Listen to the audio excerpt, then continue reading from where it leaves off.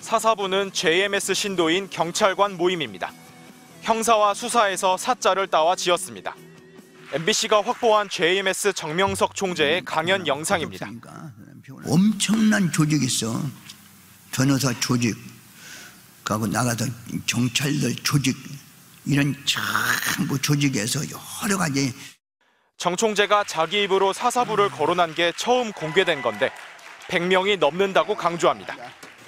사사부들 여기 한 150명 정도 모였는데 그 사사부들 하는 일들을 거진 다 섭리의 발전을 위해서라고 했어요.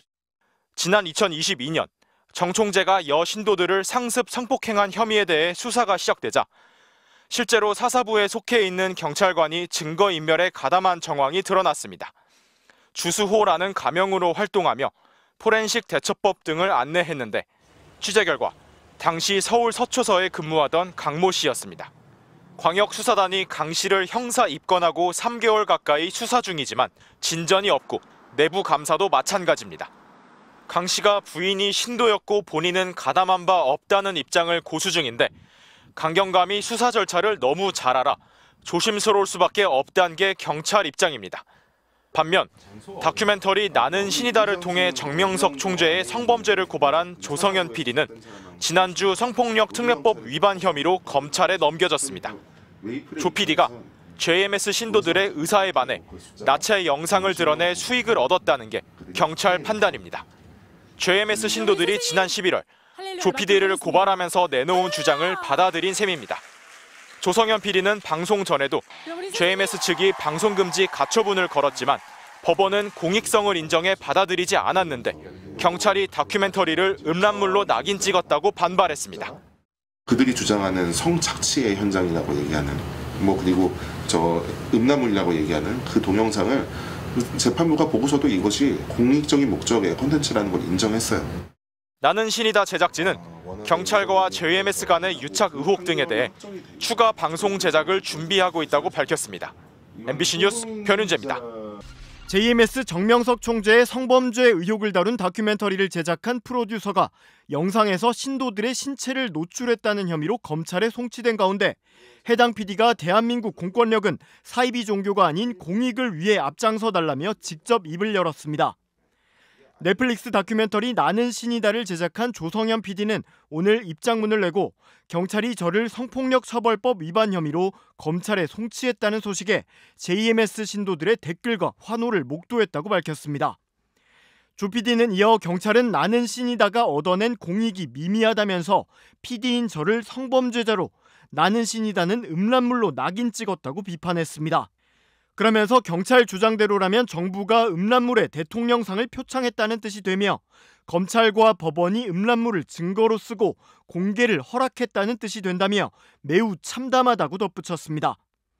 하지만 조 PD는 2022년 초 메이플이 촬영을 위해 한국에 왔을 때 메이플의 아버지와 끝까지 포기하지 않겠다고 약속했다며 그 약속을 지키기 위해서라도 싸워야 한다고 강조했습니다.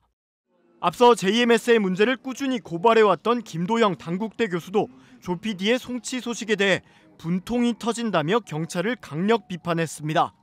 김 교수는 JMS 탈퇴 신도들이 모인 온라인 커뮤니티에 올린 글에서 조 PD에게 적용된 법조항은 그 유명한 조주빈이 처벌받은 그 조항이라며 조주빈 사건의 N번방을 넷플릭스로 조주빈을 조 PD로 바꾼 게 바로 마포경찰서의 판단이다.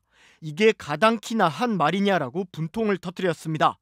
그러면서 JMS 측이 고발한 이번 사건에서 하다못해 기소유예 처분이라도 나온다면 JMS는 나는 신이다는 음란물이라고 선전하며 방통위에 민원을 넓게 자명하고 나는 신이다를 더 이상 한국에서 볼 수 없게 될 수도 있다고 주장했습니다. 법조계 등에서도 경찰이 해당 다큐멘터리에 공익적인 목적을 간과하고 단순히 형식적인 법률 위반 여부만 기계적으로 판단한 것 아니냐는 지적이 제기되고 있습니다. JMS 교주 정명석 씨에게 성폭행을 당한 메이플 씨는 피해 사실을 공개적으로 폭로하면서 당시 상황이 담긴 녹음 파일도 수사기관에 제출했습니다. 더 이상 피해자가 나오지 않게 진실을 밝히는 것이 제가 죽기 전 하늘이 제게 준 과제라고 생각합니다. 이 녹음 파일은 주요 증거가 됐고 정 씨는 1심에서 징역 23년을 선고받았습니다.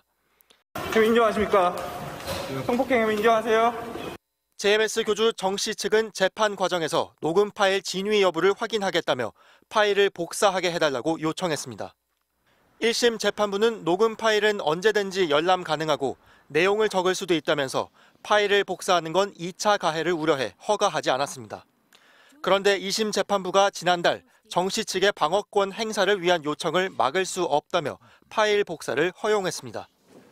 메이플 씨는 JMS 측의 2차 가해 우려에 극심한 불안감을 호소하고 있습니다. 그 파일이 그 사람들이 가지고 있으면 뭘 하는지 잘 알 수 없잖아요. 제가 어떻게 할 수 있는 상황이 아니라서요. 저 더 이상 안 할래요. 너무 힘들어요. 저도 제 삶을 살아야 되거든요.